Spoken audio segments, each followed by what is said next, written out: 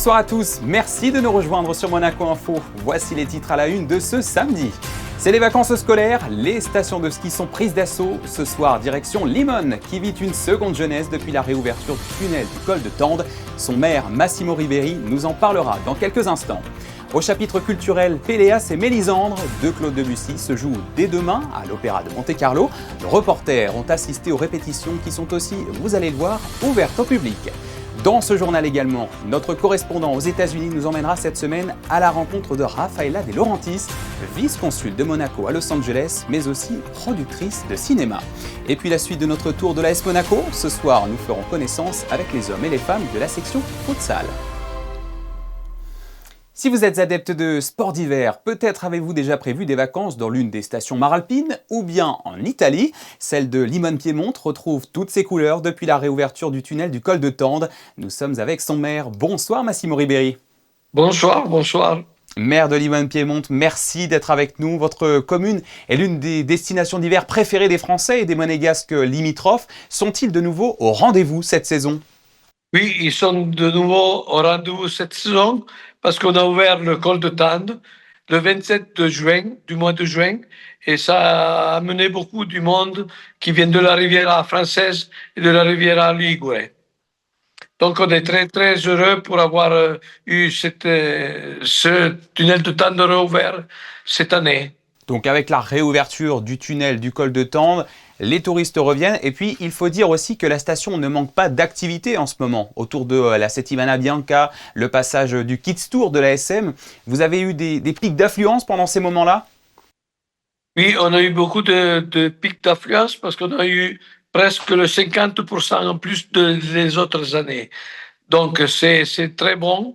C'est-à-dire que cette année, on a eu beaucoup de Monégasques, comme vous avez dit. On a eu beaucoup de gens qui fréquentent la Côte d'Azur, qui habitent sur la Côte d'Azur. Et on a eu aussi beaucoup de gens de Saint-Rémy, de Imperia. Donc, pour nous, c'était beaucoup bien. Et ça a été bien. Et ça nous a permis de retourner autant qu'il y avait avant, qu'on avait beaucoup du monde qui venait séjourner à Limone. Le problème de plus en plus, c'est aussi le manque de neige. Est-ce que ça tombe suffisamment chez vous ? Bon, c'est-à-dire que cette année, on a eu tout, que ça marchait très bien.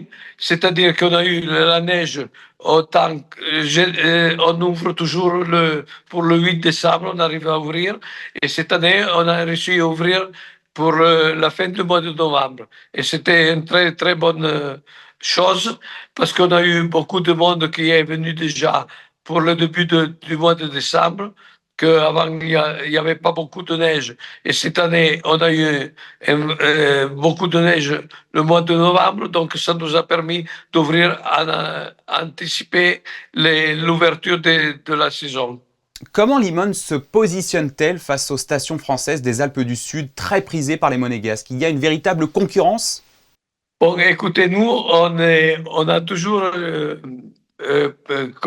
poussé Limone pour les pistes, parce qu'un beau pays, on a un centre historique, on dit un cœur de notre station hivernale. Donc, nous, on n'a pas cherché de se mettre en compétition avec des autres stations de ski. On pense à nous, on est suffisamment adressé, je ne sais pas comment dire. On a des pistes qui sont merveilleuses, on a 80 km de pistes, on a des bons restaurants à kilomètre zéro, et on vit avec les gens comme vous qui viennent surtout de Monaco, de la Riviera française, de la Liguria, et on est bien content de ça. Je vous dis, on ne s'est jamais mis en compétition avec les stations françaises, parce que les gens qui choisissent Limone, c'est parce qu'ils sont plus près, ils ont aussi des bonnes pistes, des bons restaurants, on a une bonne localité pour séjourner. J'imagine que la fermeture du tunnel du col de Tende vous a obligé à repenser votre offre. Comment la station s'est-elle renouvelée avec le temps ? Il y a des changements ?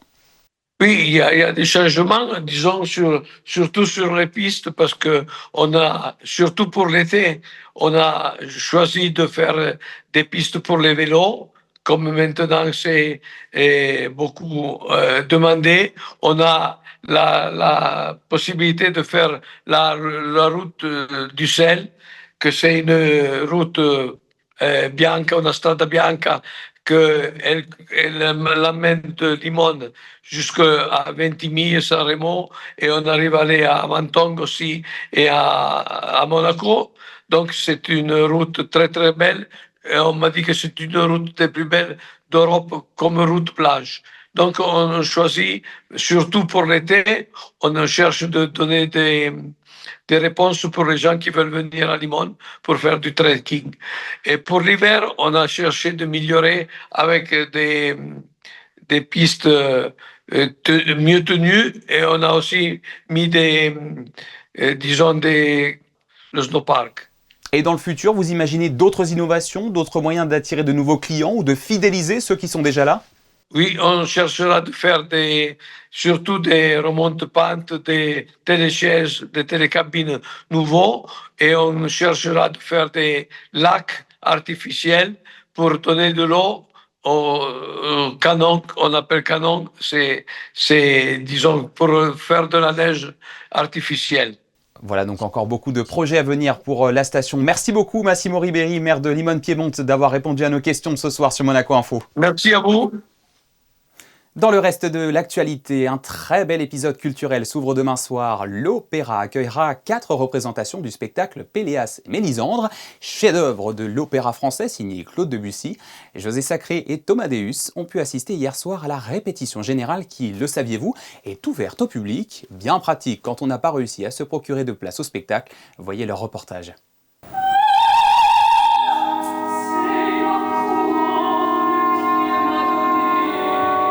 Absent de la scène monégasque depuis plusieurs années, l'opéra de Claude Debussy, Péléas et Mélisande, est à l'affiche de la salle Garnier. Cette œuvre, créée à l'Opéra Comique à Paris en 1902, a constitué une véritable révolution et demeure une date capitale dans l'évolution du théâtre lyrique. Pour cette nouvelle production, l'Opéra de Monte-Carlo a réuni une distribution de premier plan, avec notamment Léa Descendre qui, dans le rôle de Mélisande, fait ses débuts à la salle Garnier.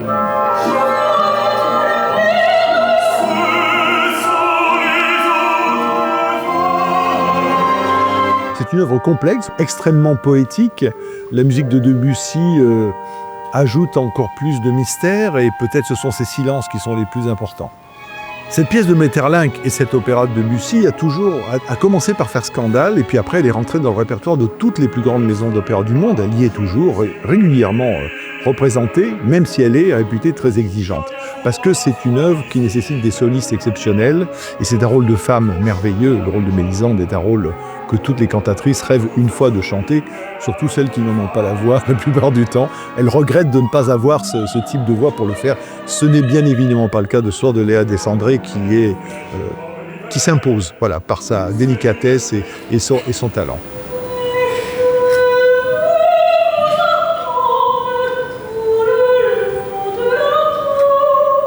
C'est l'opéra du non-dit.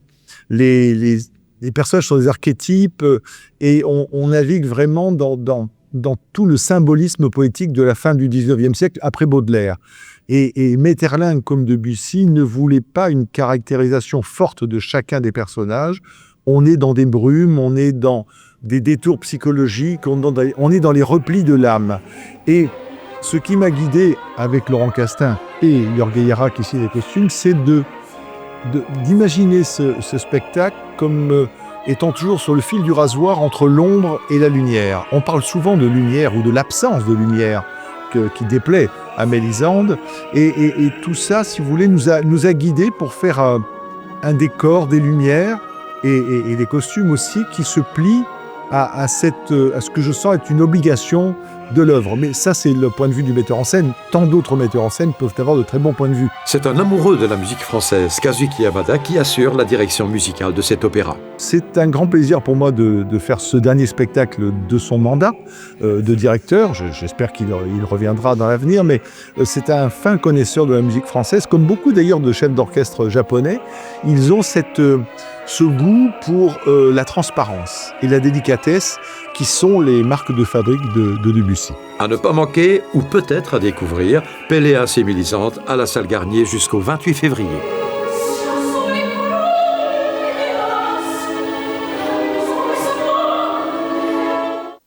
Voilà, et la première du spectacle aura donc lieu demain soir à 20h.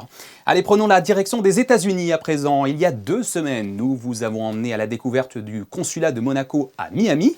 Cap aujourd'hui sur la Californie, à la rencontre de Raffaella De Laurentiis, vice-consul de la principauté à Los Angeles depuis 2011, mais également grande productrice de films italiennes installée aux États-Unis. L'occasion de parler entre autres de l'avenir du cinéma, en plus des relations économiques et culturelles entre Monaco et la Californie, puissant État américain. C'est la chronique US de notre correspondant Bastien Bory. Dans une ville où tout est affaire d'image, Raffaella De Laurentiis travaille sur un nouveau scénario, celui de promouvoir l'attractivité de Monaco auprès des investisseurs californiens. Car s'ils sont certes nombreux à visiter la principauté, les Américains ne sont qu'environ 500 à y résider. Les gens ne connaissent pas vraiment bien Monaco. Et c'est incroyable, mais c'est vrai, les gens commencent même à oublier ici qui était la princesse, Grace Kelly. C'est plus un nom comme avant que tout le monde connaît. Les jeunes ne sont pas sûrs. Donc, c'est essayer aussi de faire ce travail, de parler de Monaco, des avantages, de la beauté, un peu de diplomatie comme ça aussi, pour que les gens aient hâte d'y aller. Dans les années 70, Raffaella apprend d'abord aux côtés de son père Dino De Laurentiis, ici à droite, producteur italo-américain aux 160 films et 38 nominations aux Oscars. Sa fille hérite ainsi d'un nom qui l'expose, et c'est jeune, à 30 ans, qu'elle lance sa propre maison de production pour affirmer sa signature dans des titres comme Dune, Conan le Barbare et Le Royaume interdit. Et j'ai beaucoup aimé, parce que j'ai fait des films qui étaient plus près de mon cœur. Et oui, à un certain moment, je me suis aperçue que je faisais bien mon métier. Et un jour, mon père même m'a dit, quand j'avais aux alentours de 50 ans, il m'a dit, toi, vraiment, tu sais faire le producteur presque mieux que moi. Une productrice attentive à l'évolution. Aujourd'hui, 10% des réalisateurs hollywoodiens ont moins de 35 ans, une part en hausse constante. Et si les femmes ne représentent qu'un seul réalisateur sur 10, leur influence progresse aussi, exploitant effets numériques, budget flexible et nouveaux formats pour rivaliser avec les grandes productions. Ils peuvent tous faire ce que Spielberg faisait quand personne ne pouvait le faire parce qu'il n'y avait pas le moyen mécanique d'avoir. Donc, moi, les jeunes réalisateurs avec qui j'ai travaillé dans les derniers 5 ou 6 ans, je les ai trouvés tous magnifiques. Car le modèle Hollywood n'est plus ce qu'il était. Désormais, 3/4 des studios de cinéma ont recours à l'intelligence artificielle pour améliorer leur scénario, et la moitié des films utilisent effets spéciaux et tournages à l'étranger pour réduire les coûts. Moi, je pense que Hollywood en ce moment, on a toujours, bien sûr, le synonyme de Hollywood, mais c'est vraiment un moment difficile pour Hollywood, en ce moment. Moi, par exemple, si je veux faire un film, j'essaie toujours de trouver une façon de ne pas tourner ici. Entre mission consulaire et production cinématographique, la présence diplomatique de Monaco à Los Angeles facilite ainsi les relations économiques et culturelles entre les deux territoires. Moi, j'ai aucune raison de penser que ça ne va pas continuer à être important, parce que la Californie, c'est un énorme État dans les États-Unis. Et il y a plein de gens toujours qui viennent ici, qui sont très intéressés à la partie artistique. Je pense que ça va continuer à être de très bonnes relations. Moteur du divertissement et de l'innovation technologique, Los Angeles et la Californie parviennent encore à retenir capitaux et talents, malgré l'essor d'autres villes aspirant à devenir elles aussi des références. Poursuivons notre série de reportages consacrés à l'AS Monaco Omnisport. Après le ping-pong, la lutte, l'haltérophilie et le plongeon, nous vous présentons ce samedi le futsal, un sport technique et intense qui se démocratise à travers le monde depuis quelques années, et la principauté n'y fait pas exception. Sarah Nkari et Lionel Bernardi ont assisté à l'entraînement des seniors hommes et femmes hier soir. Regardez. Des matchs rapides à 5 contre 5 sur un terrain réduit en intérieur. Le futsal se distingue par son intensité, ses multiples déplacements et changements de rythme pour un spectacle garanti. À Monaco, les adeptes sont nombreux. La section compte 150 joueurs répartis dans 9 équipes. C'est de plus en plus développé dans la région, en France et dans toute l'Europe. Aujourd'hui, c'est même diffusé à la télévision. Le dernier championnat d'Europe a été diffusé sur les chaînes publiques. Donc c'est en pleine expansion. Et nous visons le plus haut possible en prenant notre temps. Voilà. À l'heure actuelle, l'élite masculine évolue en régional, ce qui équivaut au 3e échelon national. Là actuellement, on prépare le match contre Nice Futsal, une réserve de Ligue 1. Donc ça va être une très belle opposition d'ailleurs à domicile. Donc on se prépare gentiment et voilà. Pour ce faire, les Monégasques peuvent compter sur leur nouvel entraîneur, arrivé en septembre dernier. On a bien commencé cette première partie de saison. Après, beaucoup de blessures cette année, donc ça affaiblit maintenant un petit peu. Mais on va remonter vite et je pense que l'année prochaine, on peut viser la montée en 2e division. Temps fort de la saison, l'ASM Futsal Cup, le tournoi international créé l'année dernière, reviendra les 30 et 31 mai, ici à la ZAC Saint-Antoine. Et pour celles et ceux qui souhaiteraient fouler le terrain l'année prochaine, les inscriptions adultes et enfants ouvriront en mai sur le site internet de l'ASM Futsal. Il y a plus de 100 ans maintenant, le grand-père maternel du prince Albert II, Jack Kelly, remportait l'or en aviron aux Jeux Olympiques de Paris en 1924. Depuis cette date, la discipline est étroitement liée à la principauté et Monaco se distingue sur les podiums. Dernièrement, au championnat de France, 12 athlètes représentaient la Société nautique de Monaco à Paris. Parmi les participants, Sabrina Gaza, qui a une histoire particulière. Cette rameuse est devenue championne de France en relais mixte et a décroché le bronze en handi-aviron. Le portrait de ce samedi est signé Fabien Bonilla et Thomas Deus. Sabrina Gaza, 44 ans, a vécu il y a 3 ans un cauchemar. Ses 2 jambes ont été sectionnées par une hélice de bateau. Cette monégasque a vu la mort de très près, mais le destin en a décidé autrement. 3 ans plus tard, armée d'un courage, d'une abnégation et d'une volonté hors norme, Sabrina marche comme tout le monde. Son handicap ne se voit quasiment pas si l'on n'y prête pas attention. Et elle pratique depuis peu l'aviron en salle auprès de la Société nautique de Monaco. J'ai eu un accident il y a 3 ans de bateau qui m'a fait perdre l'usage de mes jambes. Et suite à ça, j'étais obligée au départ de faire du sport pour pouvoir réapprendre à marcher. Et petit à petit, c'est devenu un besoin vital d'en faire. Et j'ai essayé plusieurs sports. Et je suis tombée sur l'aviron qui m'a énormément plu. C'est un bien-être fou comme tous les sports d'endurance. Ça nous permet de se vider la tête avant tout et de pouvoir tous les jours s'améliorer. Et c'est un vrai challenge pour soi-même. Sabrina ne s'arrête pas à la pratique en loisir, elle a décidé récemment de faire de la compétition. J'ai assisté au championnat de France la semaine dernière à Paris. Où j'ai été médaillée de bronze sur le 500 mètres. J'ai fini 4e au 2000 mètres et première en relais 4x500 en valide et para, donc médaillée d'or. Sabrina Gaza est soutenue par la Société nautique de Monaco, un club qui a ouvert ses portes aux personnes en situation de handicap depuis longtemps.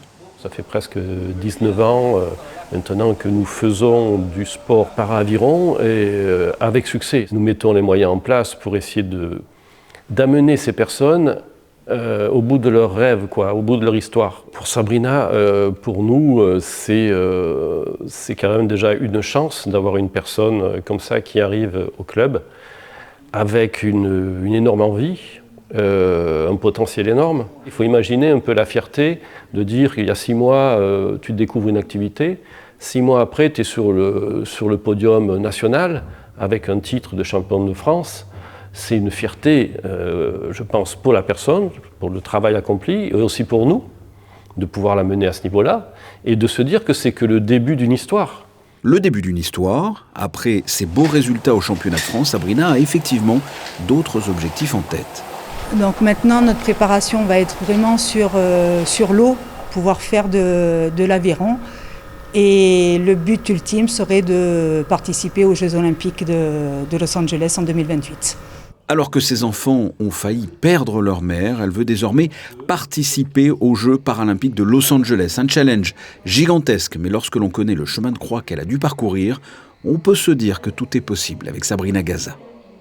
Dirigeons-nous maintenant du côté du jardin animalier Régnier 3 qui reste fermé, vous le savez, toute l'année 2026 pour permettre aux travaux de sécurisation de la falaise de se poursuivre. Cette intervention prépare également un projet de modernisation pensé pour le confort et le bien-être des animaux tout en revoyant l'expérience des visiteurs. Vanessa Dessy et Jean-Alexandre Dordet se sont rendus sur place pour mieux comprendre comment tout cela va fonctionner. Le jardin animalier Régnier 3 restera fermé au public tout au long de l'année 2026, le temps de mener d'importants travaux de sécurisation de la falaise qui le surplombe. Ces opérations cruciales pour la sécurité des animaux et des équipes visent également à préserver l'écosystème naturel du site. On est fermé maintenant depuis presque 18 mois, donc pour des travaux de sécurisation de la falaise. Donc on a pris du temps parce qu'on a voulu privilégier aussi tout ce qui est faune et flore sur la falaise, qui sont protégés pour avoir un impact le moins dérangeant possible. Donc là, la campagne est en train d'être effectuée, la moitié a déjà été faite. Donc jusqu'en milieu d'année 2026, il y aura des travaux de consolidation et de sécurisation de la falaise. Globalement, les animaux ne sont pas impactés dans la mesure où ils ont tous des bâtiments qui sont sécurisés. Donc les espèces les plus sensibles, on les enferme l'après-midi et on leur ouvre une fois qu'ils ont fini. Et sinon, il y a quelques espèces qui ont été déplacées dans le parc, mais il n'y a pas eu d'impact significatif pour eux. Une fois cette phase achevée, le jardin animalier entamera un vaste projet de modernisation. Les espaces seront mieux adaptés aux besoins des pensionnaires, tandis que le parcours de visite sera repensé pour offrir au public une expérience plus immersive dans des infrastructures confortables et respectueuses de l'environnement. On a profité de cette année de fermeture pour mettre au point un beau projet de modernisation. Donc en fait, l'idée, c'est pas de faire venir beaucoup de nouvelles espèces, mais de loger encore mieux toutes les espèces qu'on a. Donc en fait, il y aura des cohabitations qui seront mises en place, des grands volumes, des parcs qui seront repensés. Tout ce qui est circuit visiteur et confort de visite sera également amélioré avec de belles surprises. Et voilà, donc on espère que ça commence bientôt. Donc voilà. Toutes les étapes des travaux et du futur projet de modernisation sont planifiées en fonction du bien-être des animaux. Les interventions éviteront les périodes de reproduction et limiteront l'exposition au bruit, afin que les pensionnaires du jardin animalier Régnier 3 ne soient ni dérangés ni stressés. Voilà pour les grands titres de ce samedi, c'est la fin de cette édition. Merci à vous de l'avoir suivi. Je vous laisse entre les mains de Sarah Nkari pour les prévisions météo réjouissantes de demain. On se quitte sur un retour en images de l'entraînement de la section futsal de l'AS Monaco hier soir. Les clichés sont signés Charlie Gallo. Excellente soirée sur Monaco Info et à demain, 18h30.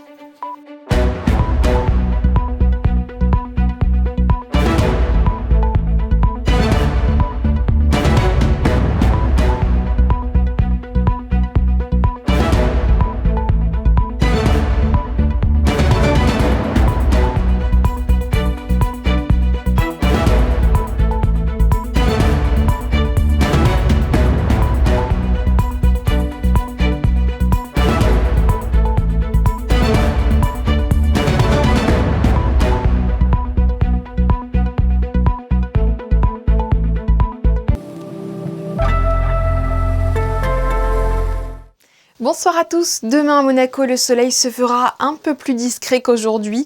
Nous aurons un ciel plutôt nuageux, mais rassurez-vous, le retour de la pluie n'est pas prévu. Concernant les températures, la minimale sera de 10 degrés, la maximale de 15. Et notez-le, ce dimanche 22 février, nous fêterons les Isabelle. Ce prénom est la version française d'Élisabeth, en vogue dans toute l'Europe dès le XIIIe siècle. Passez une excellente soirée sur Monaco Info et à demain.